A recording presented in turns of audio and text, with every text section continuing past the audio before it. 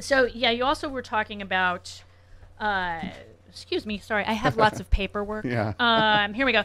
With Trump unendorsing the senator, the Republican Alabama primary. Yeah. Brooks, yeah. Yeah, Mo Brooks, which is like, do you think Mo Brooks will now talk to the January 6th committee? I know.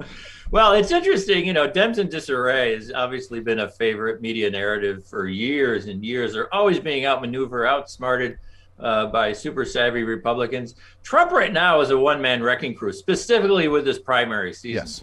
The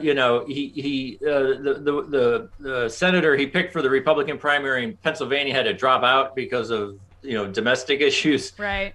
He unendorsed Mo Brooks because Mo Brooks is about to come in third place in the Alabama primary, and B, he had the audacity to tell a radio show host the Republican Party should look forward and not backward, and Trump took that as some sort of disloyalty. He's calling Mitch McConnell a stupid SOB. Right. Can you imagine if a former Democratic president was insulting, Speaker of the House Nancy Pelosi every week? I mean, Exactly. It would be the end of the Democratic Party in terms of the Beltway press. But they're so normalized this stuff. Oh, it's Trump being Trump. Well, he's eccentric.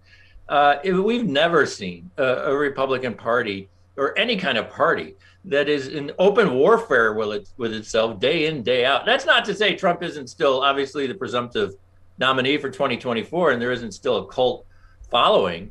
But my gosh, if Joe Biden looks side-eyed at at a Democrat, that's going to be a 3-day story. Mm-hmm. Trump's out insulting people. He's trying to get people unelected. He's trashing them at the rallies, Republicans. And the press just kind of shrugs and says, oh, Trump being Trump. Yep.